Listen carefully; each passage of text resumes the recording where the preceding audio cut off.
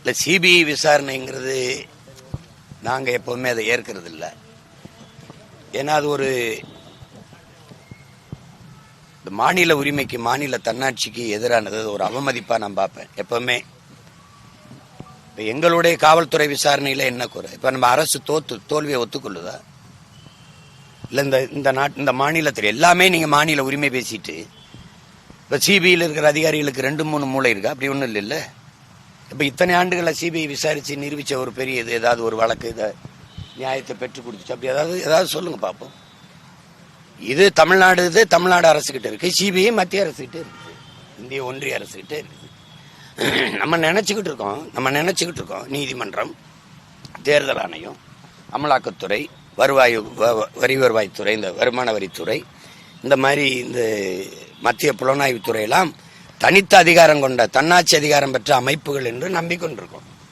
அது ஆட்சியாளர்களுடைய 5 விரல்களைப் போல இருக்கும். அது நீட்னா நீட்டும், மடக்குனா மடக்கும். அதனால அதை பேசி பயன் இல்லை. சிபிஐ விசாரணையில் என்ன வந்துடும்? அப்ப இவ்வளவு சிறந்த காவல்படை, எங்கள் காவல்படையை அவமதிக்கிறீங்க. நீங்க என்ன பிரச்சனைன்னு சொல்லுங்க. நீங்க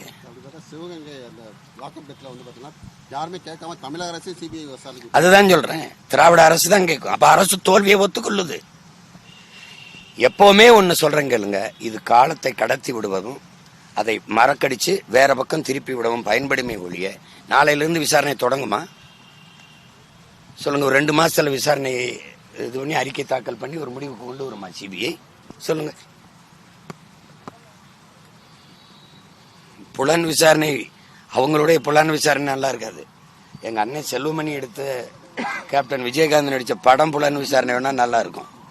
சும்மா சொல்லிக்கிறது தான். அது ஒரு விசாரணை போடு, ஒரு கமிஷனை போடு, தனி நபர், ஒரு நீதிபதி பேர்ல ஒருத்தர் தலைமையில ஒரு விசாரணையை போடு. அப்படின்லாம் என்னன்னா டேக் டைவர்ஷன். சாலையில போயிட்டு இருக்கும்போது டேக் டைவர்ஷன் போடுவான். இந்த பக்கம் திரும்பி போ, அந்த பக்கம் திரும்பி போ, திசை திருப்பி விடுறது தான். இப்ப சிபிஐ விசாரணை இருக்கு, நம்ம ஒன்னும் சொல்ல முடியாதுன்ட்டு போயிருவீங்க. இதுதான் நடக்கும். இப்ப நீதிமன்றத்தில் வழக்கு இருக்குன்னு ஒன்னும் சொல்ல மாட்டேன். இப்ப சிபிஐ கிட்ட இருக்கு விசாரணை, அது வந்தவொடனே பேசுவோம். ஒரு மாநில தன்னாட்சி போராடி மாநில உரிமைன்னு பேசிட்டு இத்தனை லட்சம் காவல்துறை வச்சுக்கிட்டு இவ்வளவு அறிவார்ந்த ஒரு படையை வச்சுக்கிட்டு அது விசாரிக்கிறது சரியா இருக்காது. எனக்கு சிபிஐ விசாரணைன்னா நீயே எடுத்து கொடுத்துறது. சாதிவாரி கணக்கெடுப்பா, அது மத்திய அரசு தான் எடுக்கணும், இந்திய ஒன்றிய அரசு தான் எடுக்கணும்.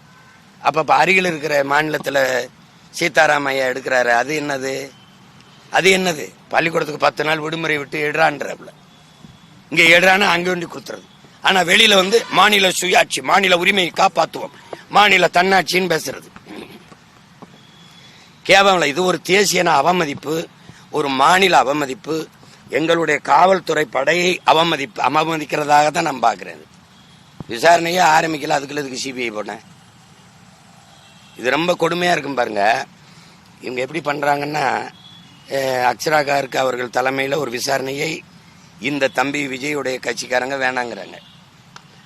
இவங்க இந்த சிறுநீரக திருட்டுக்கு இருக்குல்ல, அதுக்கு இவங்க போட்ட நீதிமன்றம் போட்ட ஒரு அதிகாரியின் விசாரணை இருக்குல்ல, அது அரசு வேணாங்குது. எப்படிப்பட்ட ஆட்சி முறை நடந்துகிட்டு இருக்குன்னு நீங்க பாருங்க. ஏன்னா அந்த அதிகாரி உண்மையை கொண்டாந்துட்டான சிக்கல்னு அது நாங்க சொல்ற அதிகாரியை போட்டு நியமிங்குது. இவர் இந்த அதிகாரி எங்களுக்கு பயம், இவரை விசாரிங்க, சிபிஐ விசாரிங்குது. என்ன பயம்? நேர்மையாளனுக்கு என்ன பயம்? எவன் வேணாலும் விசாரியா வயா, அதானே நேர்மையாளன் கலகு.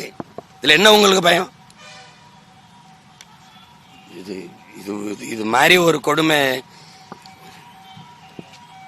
எப்படி இருக்குன்னு பாரு.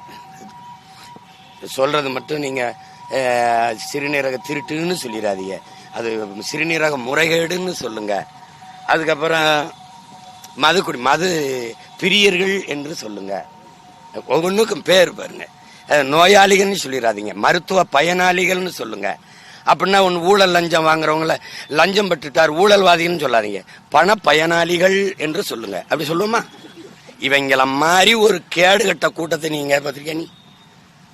நான் சொல்றது நீ ஏன் சொல்லக்கூடாது? நான் லஞ்சம் வாங்கிட்டேன் நீ ஏன் சொல்ற? பண பயனாளிகள் அப்படி சொல்ல வேண்டியதானே? அப்படி சொல்லுவோமா? அப்படி சிரிக்காத, அப்படி சொல்லுவோமா? இவங்க கொடுமையானவங்க.